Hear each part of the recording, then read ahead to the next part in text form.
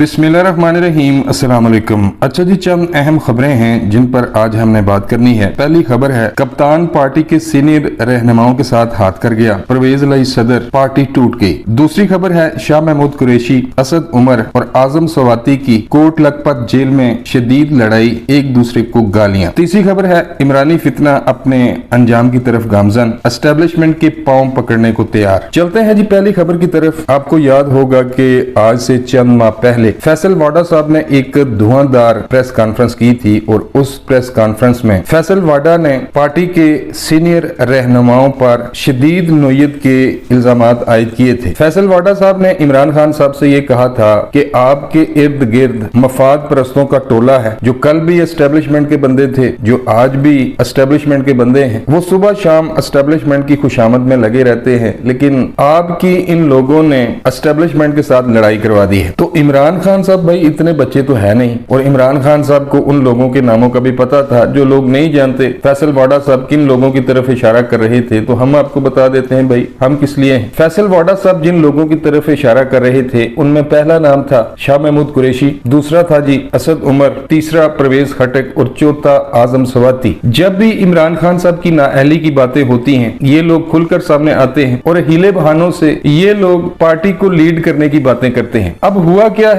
इमरान खान साहब भाई एक बात माननी पड़ेगी कि ये शातिर सियासतदान है। इसने जेल भरो तहरीक का आगाज कर दिया खान साहब ने, और पार्टी के इन सीनियर रहनुमाओं से ये कहा कि भाई चूंकि मेरी तो टांग टूटी हुई है, अब देख लें प्लस्तर ऊपर लगा हुआ है, तो मैं तो गिरफ्तारी नहीं दे सकता। तो आपके पास हीरो बनने का बेहतरीन मौका है, आप गिरफ्तारियां दें। और इमरान खान साहब ने इन रहनुमाओं को ये भी यकीन दहानी करवाई थी कि हुकूमत आपको गिरफ्तार करेगी, ज्यादा से ज्यादा ये करेगी कि वो एक दो दिन के बाद आपको छोड़ देगी, या फिर ये होगा हुकूमत की जानब से जो बयानात सामने आ रहे थे, हुकूमत ये कह रही थी कि अगर गिरफ्तारियां जरूरत से ज्यादा हो गई तो उनका जो प्लान था वो ये था कि ये गिरफ्तारियां करेंगे और दूर दराज 25-30 किलोमीटर दूर जाकर इनको वीरानों में छोड़ दिया जाएगा, इनके मोबाइल फोन इनसे ले लिए जाएंगे। तो इस तरह का हुकूमत प्लान बना रही थी। शाह महमूद कुरैशी साहब को लीडर बनने का बहुत शौक है जनाब, वो जुल्फकार अली भुट्टो बनना चाहते हैं। तो आजम सवाती के कहने पर शाह महमूद कुरैशी साहब सेल्फियां ले रहे थे, साथ वो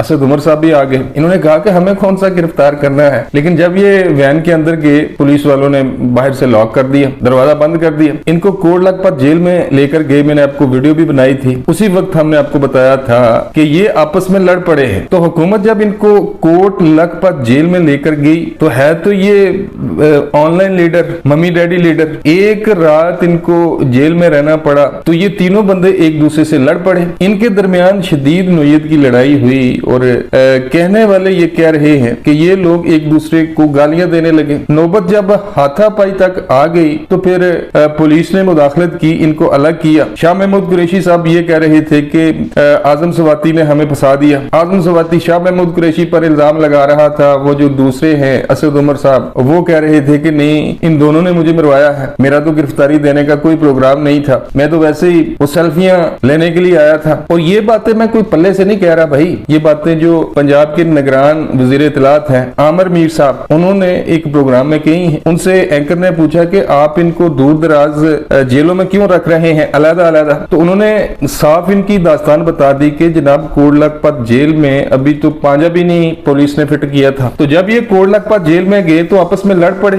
एक दूसरे को गालियां देना शुरू कर दी, और अगर पुलिस बीच बचाव ना करती तो ये इनकलाबी लीडर आपस में लड़ पड़ते। तो इमरान खान साहब ने इनके साथ हाथ इस तरह किया है कि इनको जेलों में फंसा दिया। वो 3-3 माह तो वो हुकूमत कह रही है कि हम इनको नहीं छोड़ेंगे। इनके पीछे, जिसे इमरान खान पंजाब का सबसे बड़ा डाकू कहा करते थे, इन तीनों सीनियर रहनुमाओं को छोड़कर परवेज लाई साहब को पार्टी का सरबराह बना दिया। और जो अब अंदर की खबरें निकलकर सामने आ रही हैं वो ये हैं कि भाई पार्टी में इस वक्त 5 ग्रुप हैं। एक तहरीके इंसाफ शाह महमूद कुरैशी है, दूसरी तहरीके इंसाफ आजम सवाती है, तीसरी तहरीके इंसाफ असद उमर है, और चौथी तहरीके इंसाफ परवेज लाई अब बन गई है, और 5वीं तो आपको पता है कि वो इमरान खान साहब की तहरीके इंसाफ है। कहने का मकसद ये है कि पार्टी में इख्तलाफात फूट पड़े हैं। खासतौर पर इमरान खान साहब ने शाह महमूद कुरैशी साहब के साथ जो हाथ किया है और इनको एक साइड पर रखकर खुडे लाइन लगाकर उस बंदे को पार्टी का सदर बना दिया है, जिसको इमरान खान साहब कल तक पंजाब का सबसे बड़ा डाकू कहते थे। तो पार्टी के सीनियर रहनुमा इमरान खान साहब के इस फैसले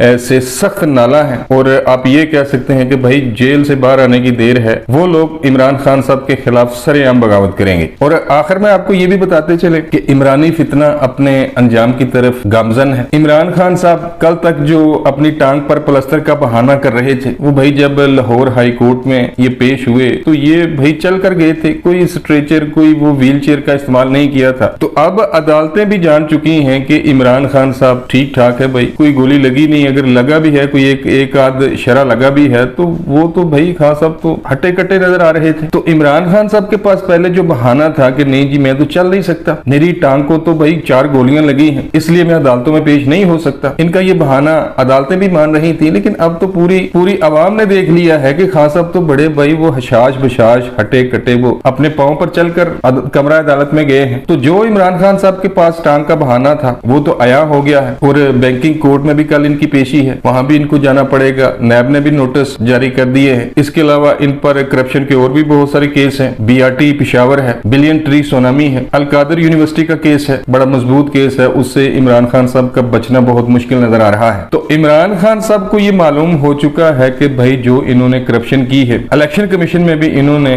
जो इनकी मुबीना बेटी है टैरियान, उसका भी इन्होंने कोई जिक्र नहीं किया, फॉरेन फंडिंग है, तोशा खाना है। तो इतने केस हैं कि इमरान खान साहब इन केसों में नाहल भी होंगे और इनको सजा भी होगी। तो परवेज इलाही साहब को पार्टी का सदर इसलिए बनाया गया है कि भाई वो तो शुरू दिन से एस्टेब्लिशमेंट का बंदा है। परवेज इलाही साहब अगर भाई को वॉशरूम भी उन्होंने जाना हो तो वो एस्टेब्लिशमेंट से पूछ कर जाते हैं। तो पार्टी का सदर इसलिए बनाया गया है परवेज इलाही साहब को कि इमरान खान और एस्टेब्लिशमेंट के दरमियान जो दूरियां हैं उन दूरियों को परवेज इलाही साहब के जरिए खत्म किया जाए या कम किया जाए। तो जो कुछ इमरान खान साहब इदारों के खिलाफ जहर उगल चुके हैं, जो इनको गालियां दे चुके हैं, और आज भी आप देख लें कि सोशल मीडिया पर इदारों को ट्रोल किया जा रहा है, और जो कुछ इमरान खान साहब ने एस्टेब्लिशमेंट के साथ कर दिया है, अब परवेज इलाही छोड़ के भाई कोई और भी ले आए, पांव पकड़ ले एस्टेब्लिशमेंट के। लेकिन जो इन्होंने करप्शन की है, जिस तरह इन्होंने मुल्क की मैशत को तबाह बर्बाद किया है, जिस तरह इन्होंने नौजवान नस्ल की अखलाकियात का जनाजा निकाल दिया है, इनका एहतसाब होगा, इसको नजरअंदाज नहीं किया जाएगा। अल्लाह के फजल करम से बहुत जल्द खान साहब कानून के कटहरे में भी होंगे, इनका एहतसाब भी होगा, ये नाअहल भी होंगे और ये जेल भी जाएंगे। अब तक के लिए बस इतना ही, मिलता हूँ किसी नई वीडियो में। अल्लाह निगहबान।